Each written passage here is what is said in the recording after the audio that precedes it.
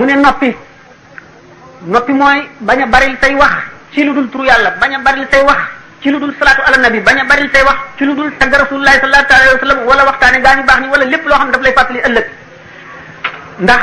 dañu ne man samata najaa képp ku noppi da nga mucc, waaye wax bu baree donte li ngay wax du bàkkaarit fàtte nga yàlla, da ngay daal di fàtte adduna, fàtte alaxira, fàtte ëllëg, fàtte traayu bàmmeel, nekk ci wax ji di wax ñu di la ko bindal ba bu yomal xiyaame téere bi nga xam ne ci la ñu bind li nga defoon ak li nga waxoon lépp day diis gën te lépp da nga ko jàng. te wax yonent bi sallallahu alayhi wa sallam nee na ci yeete gi muy yeete yàq-yàq wax nee na doomu aadama dana wax benn baat boo xam ne du ci jublu lu dul reeloo ñi mu toogal, nee na dana xalambaay ci xuri safara yomal xiyaam juróom-ñaar fukki nawet ci baat boobu mu waxoon.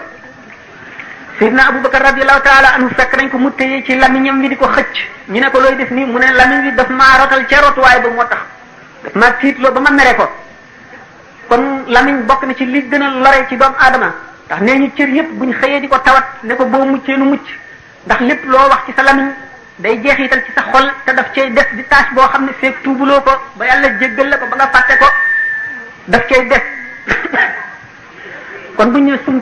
bismillahi rrahmani rrahim wal asr innal insana lafi khusr illa alladhina amanu wa amilu ssalihati wa tawasaw bil haqqi wa tawasaw bis